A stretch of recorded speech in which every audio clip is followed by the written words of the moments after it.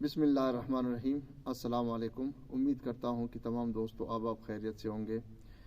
दोस्तों, इस वीडियो में मैं आप लोगों को सुप्रीम कोर्ट में हमारे केस के बारे में कुछ इंफॉर्मेशन देना चाहूँगा। सबसे पहली बात यह है कि हमारा जो केस दाखिल हुआ, मुझे नहीं पता था कि इससे पहले SBK ने सुप्रीम कोर्ट में कोई केस दाखिल किया था। जैसे ही हमारा केस दाखिल हुआ उसे नंबर लग गया। उसके नंबर के बाद चूँकि इस केस से मुताल्लिक पहले से ही सुप्रीम कोर्ट में कोई केस दाखिल था, तो इस वजह से ये केस मेरे नाम पे दर्ज न हो सका। कहने का मकसद है कि केस का टाइटल मेरे नाम पे ना हो सका, चूँकि केस की नौयत वही है जो पहले से सुप्रीम कोर्ट में केस चल रहा था। तो इस वजह से मुझे बाद में पता चला कि इस टाइटल से सुप्रीम कोर्ट में पहले से 2 केसेस चल रहे थे। वो 2 केसेस के CP नंबर थे 3810/2023 और दूसरा था 3879/2023।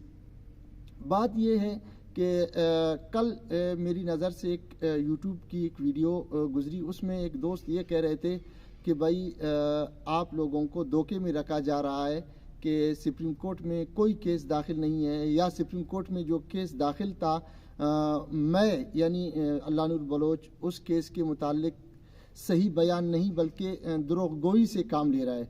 तो जनाब वाला, जिस दिन मेरा केस दाखिल हुआ, मेरे केस को नंबर लग गया।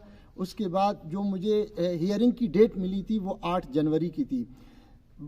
जिस डेट को हमें हियरिंग की डेट मिली थी, उसी डेट को जो हमसे पहले से दायर करदा केस थे उनको भी उसी तारीख को हियरिंग की डेट मिल गई थी।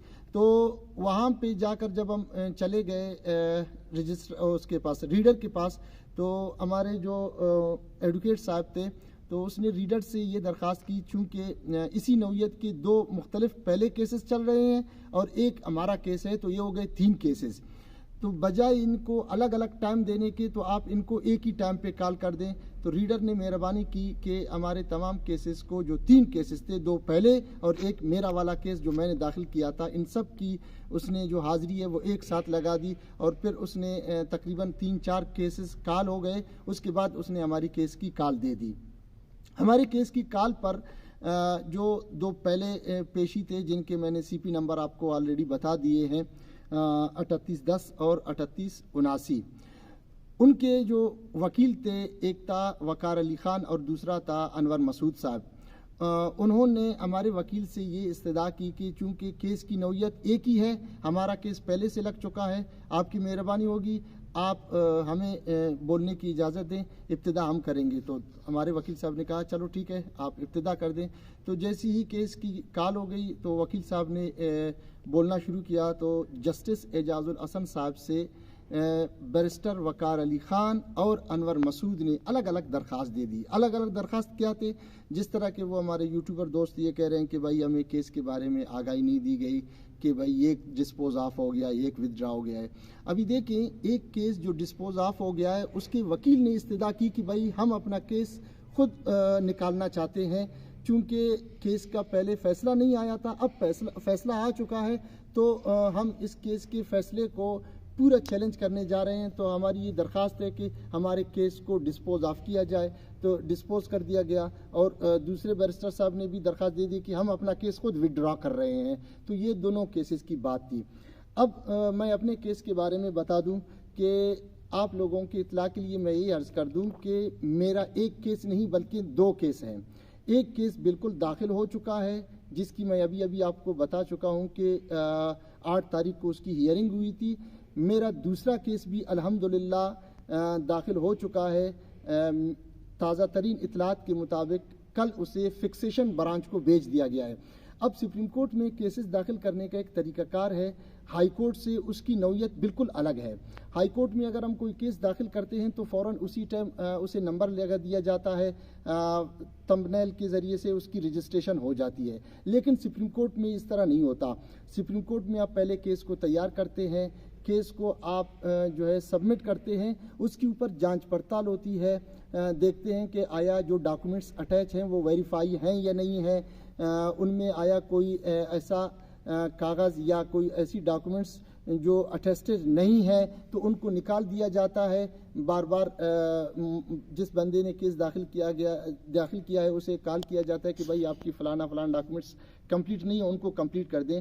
तो अल्हम्दुलिल्लाह मेरा दूसरा केस भी दाखिल हो चुका है, उसे कल फिक्सेशन ब्रांच में भेज दिया गया है नंबर लगने के लिए। तरीक़ाकार ये होता है कि जब आप केस दाखिल करते हैं तो उसकी जो जांच पड़ताल है वो मुकम्मल होने के बाद उसे फिक्सेशन ब्रांच भेज दिया जाता है नंबर लगने के लिए।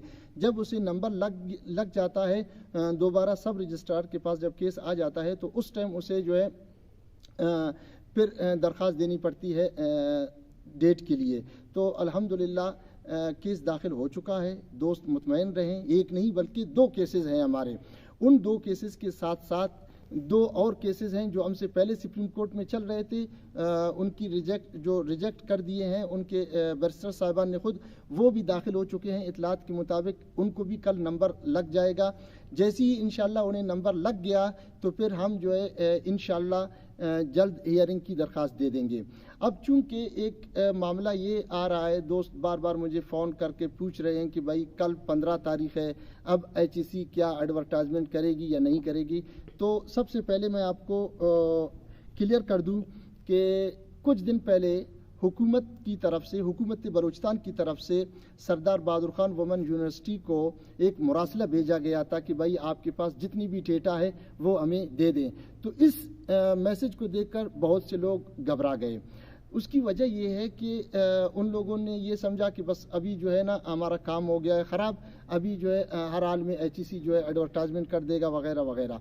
बात यह है कि हुकूमत को ये करना कि उसने मुरासला भेज दिया, ये हुकूमत की मजबूरी है। उसकी वजह यह है कि अदालत के जितने बाकी हमारे जितने भी इदारे हैं वो अदालत के मातात हैं, अदालत के हुक्म के ताबे हैं।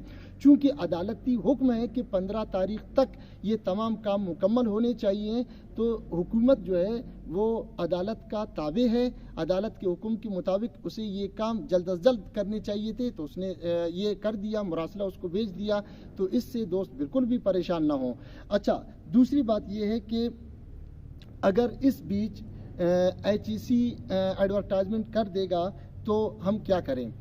देखें, आप लोगों ने पहले इंतज़ार करना होगा। जैसे ही HEC अगर एडवर्टाइजमेंट कर देगी इस बीच, तो जाहिर सी बात है वो आपको कुछ टाइम तो दे देगा कि भाई फ़लाना तारीख़ जो है वो लास्ट डेट है डॉक्यूमेंट सबमिट करने का। तो जल्दबाजी ना करें, सबमिट ज़रूर करें लेकिन जल्दबाजी ना करें। उसकी वजह यह है कि आपके पैसे ज़ाया हो जाएंगे, क्योंकि जिस टाइम इसकी एडवर्टाइजमेंट आ जाएगी तब तक इंशाल्लाह हमें नेक्स्ट हियरिंग डेट मिल जाएगी। तो इंशाल्लाह हमारी जो अगली डेट है हियरिंग की, उसमें मुझे इंशाल्लाह 110% यकीन है कि हमें स्टे मिल जाएगा। जब स्टे मिल गया तो जाहिर सी बात है फिर HEC को दोबारा अपना काम रोकना पड़ेगा और आप लोगों के पैसे ज़ाया हो जाएंगे। अगर हमें स्टे मिल गई तो जाहिर सी बात है फिर तो HEC काम रोक देगा और आपके पैसे भी बच जाएंगे। अगर आप लोग जल्दबाजी ना करें, तो अगर आपने जल्दबाजी की, आपने पैसे जमा किए, डॉक्यूमेंट्स अपने सबमिट किए, तो आपके पैसे भी ज़ाया हो जाएंगे और आप मज़ीद परेशान भी होंगे और HEC लामालाम अपना काम रोक देगा। अच्छा, लास्ट पॉइंट जो मैं आप लोगों को ये बताने जा रहा हूँ कि मुझे दोस्त बार बार ये पूछ रहे हैं कि भाई आप खुद तो तैयारी कर रहे हो, हमें तैयारी करने नहीं दे रहे हो। इस वीडियो में और इससे पहले वाली वीडियो में भी मैंने कहा था कि भाई मैं किसी को भी ये नहीं कहूँगा कि तैयारी ना करे, बल्कि मैं तो आप लोगों को ये कहूँगा कि भाई हर कोई अपने अपने जितने भी उनके सब्जेक्ट्स हैं जो टेस्ट से मुताल्लिक हैं, रोज़ाना की बुनियाद पर आप उन्हें 1 से 2 घंटा टाइम ज़रूर दे दें, तैयारी कर लें। आप लोग लाइब्रेरी चले जाएं। जाहिर सी बात है हमारे बहुत सारे इलाके ऐसे हैं जहाँ पे लाइब्रेरी मौजूद नहीं है, तो जिन इलाकों में लाइब्रेरी है तो आप लोग लाइब्रेरी चले जाएं। अगर आपके पास लाइब्रेरी की सहूलत मौजूद नहीं है तो आप लोग अपने घर में एक ऐसा कोना बनाएं कि आप उसे लाइब्रेरी एरिया करार दें और वहीं पे बैठकर तैयारी कर लें। इसका फ़ायदा ये है कि जब आप अपने घर में बैठकर तैयारी करेंगे, आपके छोटे बहन भाई आपको देखकर उनके अंदर भी पढ़ने की एक शौक़ जज्बा जाग उठेगा। आप अपने घर वालों के लिए, अपने छोटे बहन भाइयों के लिए एक रोल मॉडल बनेंगे।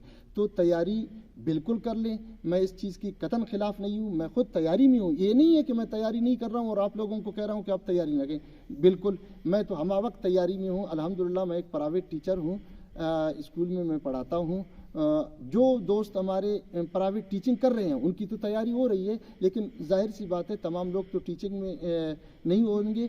जिन दोस्तों की टीचिंग की जॉब नहीं है तो वो बेशक तैयारी कर लें, अपने अपने सब्जेक्ट जिनके जो फेवरेट सब्जेक्ट्स हैं उनको ज़्यादा टाइम दें। जैसे कि मेरा मैथ है तो मैं मैथ को ज़्यादा टाइम देता हूँ। न सिर्फ अपने स्कूल के, मैं दूसरे क्लासेस के, दूसरे स्कूलों के भी मैथ, प्राइवेट स्कूलों के, सरकारी स्कूलों के मैथ्स को बैठकर प्रैक्टिस करता हूँ अपने शौक़ के लिए।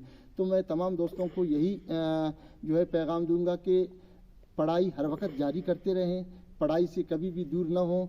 पढ़ाई ही हमारी हथियार है, उसके ज़रिए ही हम अपने कौम की, अपने मुल्क की तकदीर बदल सकते हैं। शुक्रिया वस्सलाम।